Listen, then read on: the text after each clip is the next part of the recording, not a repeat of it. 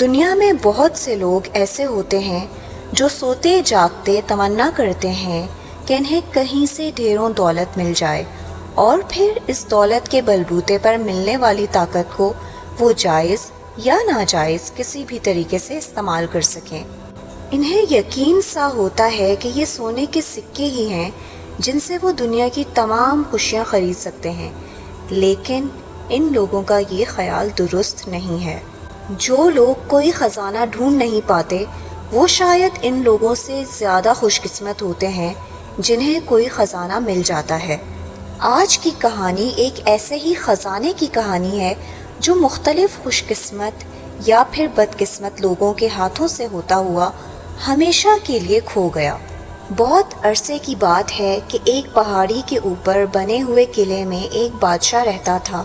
اسے اگر کوئی دلچسپی تھی تو صرف اور صرف دولت سے۔ اس کی ایک ملکہ تھی جو بہت ذہین تھی، لیکن وہ بادشاہ صرف اسی وقت خوش ہوتا جب اس کی الماریاں سونے سے بھری رہتیں۔ ایک دن وہ اپنے آپ سے کہنے لگا، میں دنیا میں سب سے امیر شخص ہوں، لیکن پھر بھی برے دن آنے میں دیر نہیں لگتی، اس لیے مجھے تیار رہنا چاہیے۔ اس کے بعد ہر دن بس بادشاہ کو یہی دھن لگی رہی کہ وہ مزید دولت کیسے اکٹھی کر سکتا ہے، اور اس وجہ سے اس نے ملکہ اور بیٹی سے ملنا بھی چھوڑ دیا۔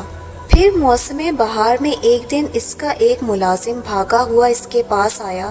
اس کا رنگ پیلا پڑا ہوا تھا اور اس کی آنکھوں میں آنسو تھے۔ اس نے کہا، بادشاہ سلامت، ملکہ صاحبہ شدید بیمار ہیں، وہ آپ سے ملنا چاہتی ہیں۔ یہ سن کر بادشاہ حیران رہ گیا اور ملکہ کو دیکھنے کے لیے بھاگا۔ اس نے ملکہ کو دیکھا جو سکتے کے عالم میں بستر پر لیٹی ہوئی تھی۔ اس کے چہرے کا رنگ پیلا پڑ چکا تھا۔ اسے دیکھتے ہی بادشاہ کو لگا کہ اب ملکہ شاید زیادہ دیر زندہ نہ رہ سکے۔ وہ تعصب سے اپنے ہاتھ ملنے لگا اور پھر بہت زور سے چیخا تاکہ قلعے میں موجود ہر شخص اس کی آواز سن لے۔ اس نے چلا کر کہا، کوئی ہے جو میری ملکہ کو بچا لے، اس کے بدلے میں میں اپنی ساری دولت اسے دے دوں گا۔ آخر اس دولت کا کیا فائدہ جسے میں اپنے پیاروں کے ساتھ مل کر خرچ نہیں کر سکتا۔ بادشاہ کی چیخو پکار ضائع نہیں گئی۔ اچانک کہیں سے ایک بوڑھا شخص نمودار ہوا۔ وہ بھی دولت کی محبت میں مبتلا تھا۔ اس نے بادشاہ سے کہا، بادشاہ سلامت، میں ملکہ عالیہ کا علاج کر سکتا ہوں اگر آپ اپنی پوری دولت مجھے دینے کا وعدہ پورا کریں تو۔ بادشاہ نے جذباتی ہوتے ہوئے جواب دیا، ہاں ہاں کیوں نہیں، تم کسی بھی طرح ملکہ کو ٹھیک کر دو، میں ساری دولت تمہیں دے دوں گا۔ اس بوڑھے شخص نے چادر اوڑھے لیٹی ملکہ کے کان میں بہت نرمی سے کہا، آپ جو چاہتی تھی ملکہ صاحبہ وہ ہو گیا، خدا نے آپ کی سن لی اور آپ کا شوہر راہ راست پر آ گیا۔ اب اس کمرے میں وہ سب ہے جس کی آپ کو تمنا تھی، اب اٹھ جائیں اور ہنسی خوشی زندگی گزاریں۔ بوڑھے شخص کا یہ کہنا تھا کہ ملکہ کا ساکت جسم ہلنے لگا۔ وہ بوڑھا شخص اور باقی لوگ باہر چلے گئے اور ملکہ نے اپنی آنکھیں کھول دیں۔ اسے بادشاہ نظر آیا جو خوشی کے آنسو آنکھوں میں لیے اسے دیکھ رہا تھا۔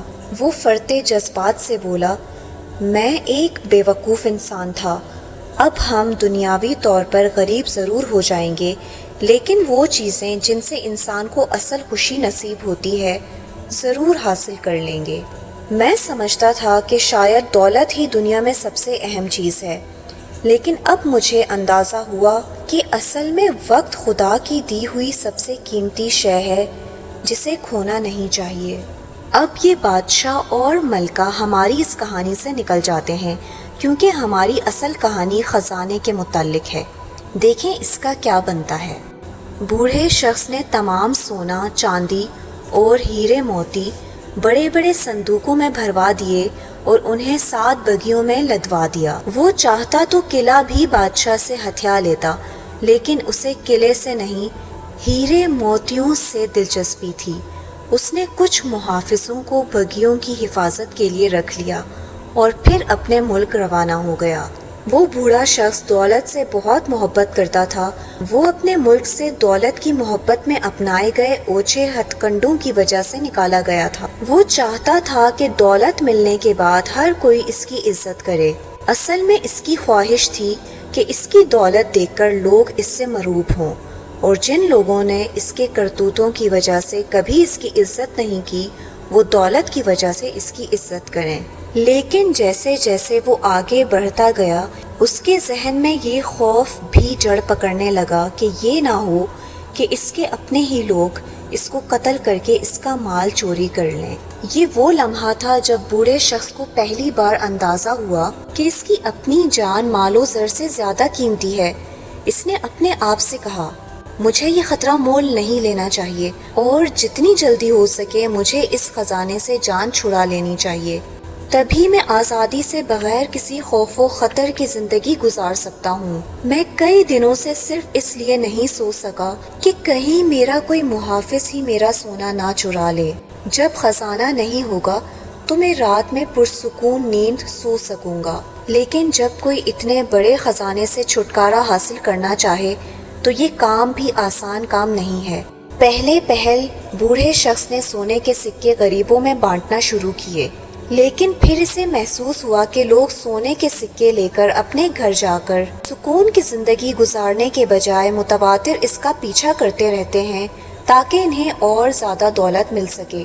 یہ ٹھیک نہیں تھا۔ آخر اس نے اپنے محافظوں کو حکم دیا کہ ان لوگوں کو ڈرا کر بھگا دیا جائے۔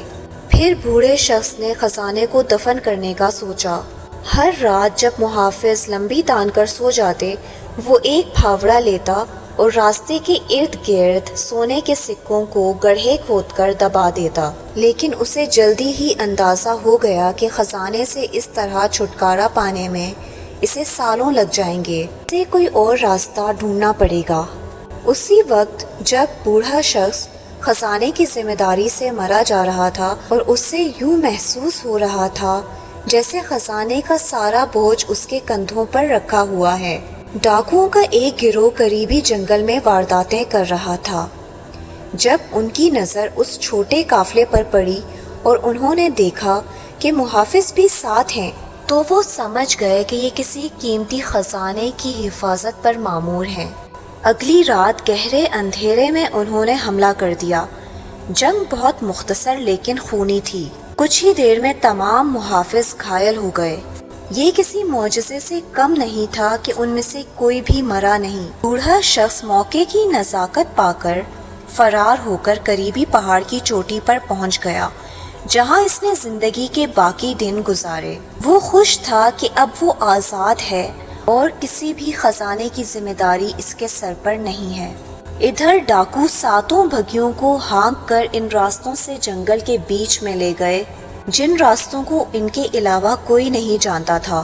جب وہ کئی میل سفر طے کر کے اپنے ٹھکانے پر پہنچے تو انہوں نے بگیوں میں لدے ہوئے صندوقوں کو کھول کر دیکھا۔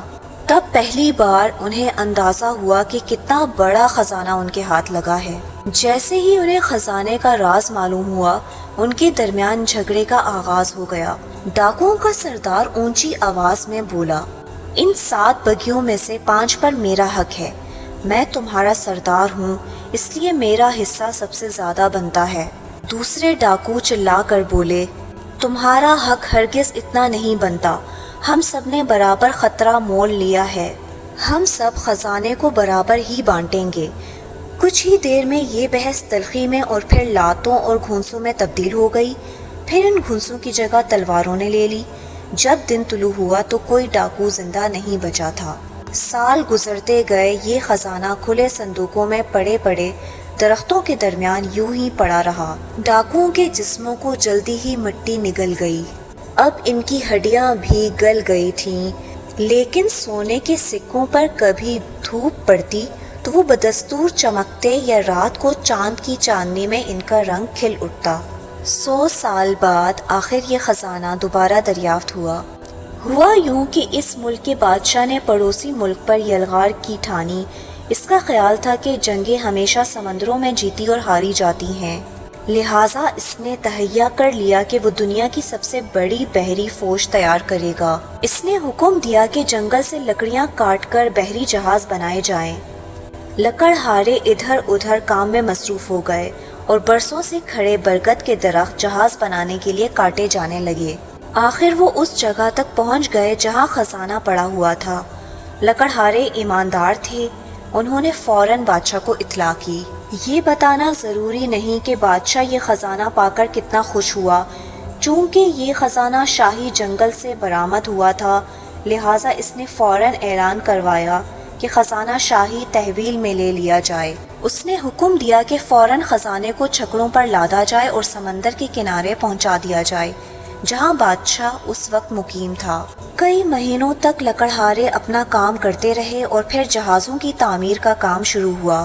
ہتھوڑوں اور دوسرے ہتھیاروں کی آوازیں دور دور تک سنائی دیتی رہیں۔ آخر جہازوں کا ایک عظیم بیڑا سمندر میں روانگی کے لیے تیار ہو گیا۔ جیسے ہی بادشاہ جہاز میں سوار ہونے لگا، اسے ایک الجھن شروع ہو گئی۔ وہ خزانہ چھوڑ کر نہیں جانا چاہتا تھا۔ اسے خیال آیا کہ اس کی غیر موجودگی میں کہیں خزانہ چوری نہ کر لیا جائے۔ وہ اپنی ساری فوج کو ساتھ لے کر جا رہا تھا اور پیچھے کوئی ایسا نہیں تھا جو خزانے کی حفاظت کرتا۔ آخر اس نے ملازموں کو حکم دیا کہ یہ خزانہ سب سے بڑے جہاز پر لاد دیا جائے۔ یہ کام ہونے کے بعد وہ جہاز پر چڑھا اور جہاز آگے بڑھانے کا حکم دیا۔ ہوا بہت مناسب تھی، بیڑا آگے بڑھنے لگا۔ پہل تو سب ٹھیک رہا، لیکن پھر یکایک ہوا تیز ہو گئی اور مست موجوں کی اونچائی سب سے بڑے جہاز کے مستولوں تک پہنچ گئی۔ بہت سے جہاز بہہ کر واپس ہی ساحل کی طرف آنے لگے، جہاں سے انہوں نے سفر کا آغاز کیا تھا۔ فوجیوں نے چھلانگیں لگا کر اپنی جانیں بچائیں، لیکن سب سے بڑا جہاز خزانے کے بوجھ کی وجہ سے بیچ میں پھنس کر رہ گیا اور جلد ہی سمندر کی تہہ میں ڈوبنے لگا۔ پانی جہاز میں ہر طرف سے داخل ہونے لگا اور لہریں بلند سے بلند تر ہوتی گئیں۔ بادشاہ سلامت بھی ایک مستول سے لپٹے ہوئے لٹک رہے تھے اور ہمیشہ کی طرح اسی طرح چلا رہے تھے جیسے بادشاہ مصیبت میں چلایا کرتے ہیں، یا اس کہانی میں پہلا بادشاہ چلایا تھا۔ اگر مجھے کوئی مرنے سے بچا لے تو میں اسے اپنا سارا خزانہ دے دوں گا۔ اوہ خدایا، میں نے جنگ پر جانے کا سوچا ہی کیوں، جبکہ میں خوشی خوشی اپنے ملک میں رہتا تھا۔ لیکن اس دفعہ اس بادشاہ کی مدد کے لیے کوئی نہیں آیا۔ جہاز بادشاہ سمیت ڈوب گیا اور خزانہ سمندر کی تہہ میں دفن ہو گیا اور اب تک وہیں ہے، اور سبز پانیوں میں سونا اب بھی چمک رہا ہے۔